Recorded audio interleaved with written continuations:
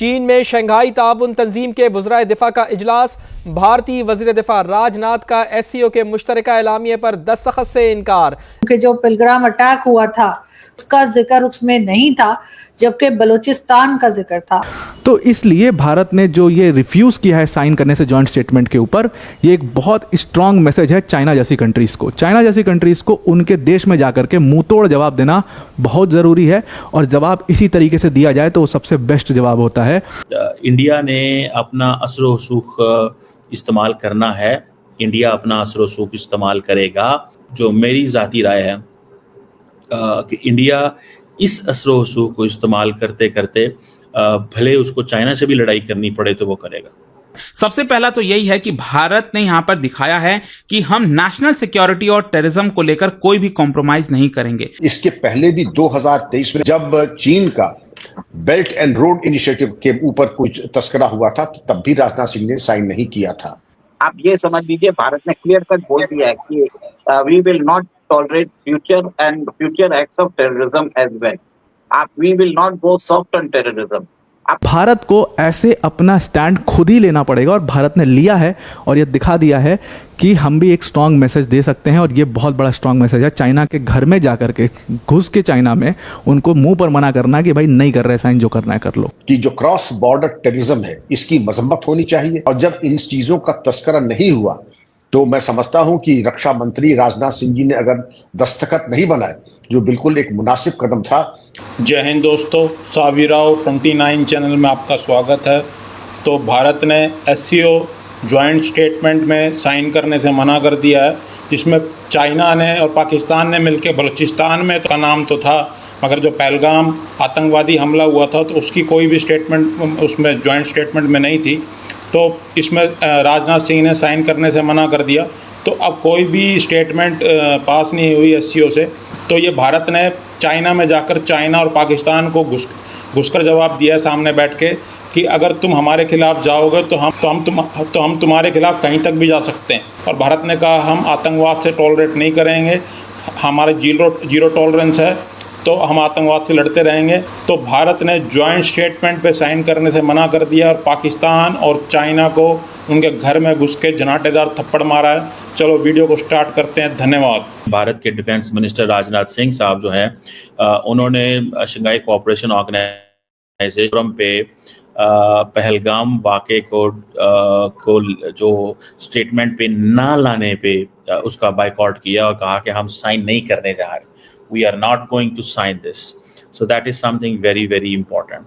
बलूचिस्तान में टेररिज्म का मुद्दा उठाया और पहलगाम की बात तक नहीं की, जिसकी वजह से हमारे डिफेंस मिनिस्टर राजनाथ सिंह जी ने उस डिक्लेरेशन पर कोई साइन नहीं किए। यानी कि इसका मतलब ये निकलता है कि SCO समिट फिलहाल उसका कोई नतीजा नहीं निकलता है। देखिए, बलूचिस्तान के अंदर वो बताने की कोशिश कर रहा है, और इस बलूचिस्तान में जो वहाँ पे फ्रीडम फाइटर्स हैं उनको बताना चाहता है कि इंडियन बैक टेररिस्ट है।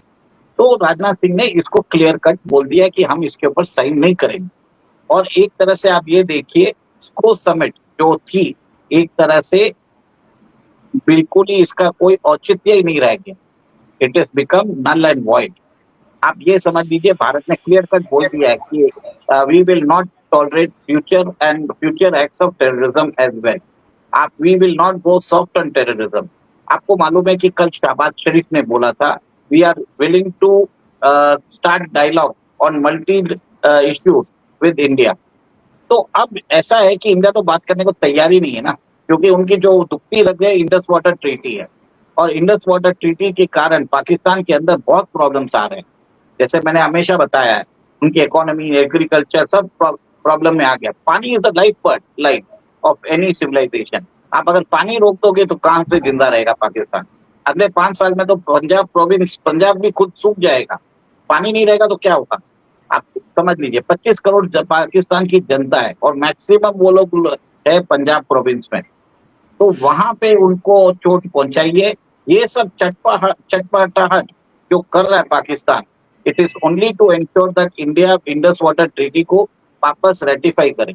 भारत ने तो क्लियर कट बोल दिया कि हम इसके अंदर कैनाल्स बना के इसका एक पानी भी आपको नहीं देंगे, हम राजस्थान लेके चले जाएंगे। तो ये बात की है।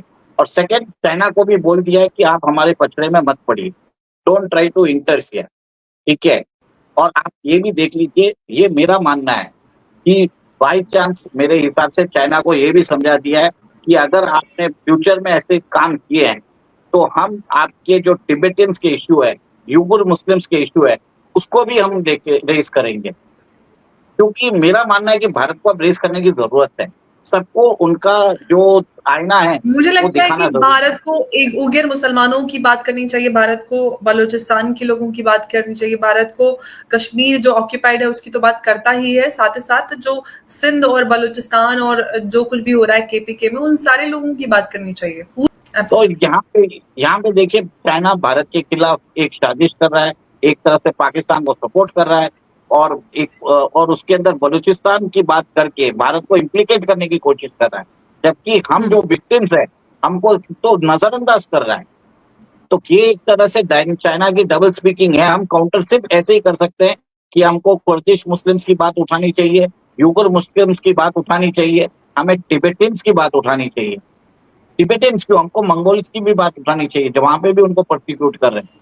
तो चाइना इज द नॉन परसिक्यूटर।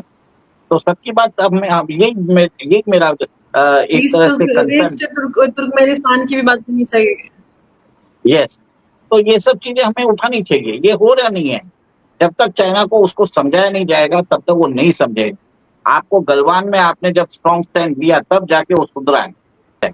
तो इसी हिसाब से यहाँ पे आपने देखा है कि उन्होंने वापस बलूचिस्तान का इशू रेज किया। और आपको मालूम है बलूचिस्तान के अंदर ही सीपेक है, मैक्सिमम सीपेक का जो रूट है it is in Balochistan only. तो ये चाइना के खुद के इंटरेस्ट में है। तो इसके लिए वो इम्प्लीकेट करना चाहता था भारत को। भारत ने क्लियर कट मना कर दिया। इससे क्या हुआ, स्को समिट जो चाइनीज स्फीयर ऑफ इन्फ्लुएंस है, शंघाई कॉर्पोरेशन ऑर्गेनाइजेशन, उसकी जो महत्वता है वो खत्म हो चुकी है। एक तरह से डेड ऑर्गेनाइजेशन हो चुका है।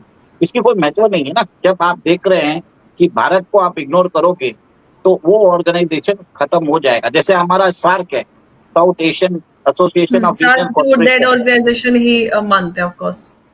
तो ये डेड हो गया। ये भी आप देखेंगे 2-3 साल में ये भी डेड हो जाएगा, क्योंकि इसका कोई रेजोल्यूशन नहीं आएगा। अगर आगे नहीं बढ़ पाओगे तो ये एक तरह से एनुअल रिचुअल हो जाएगा। तो एनुअल रिचुअल आप कितने दिनों तक करोगे, यही बात है। जी बिल्कुल। और ये जो एक भारत की तरफ से स्टैंड लिया गया है, कड़ा स्टैंड है।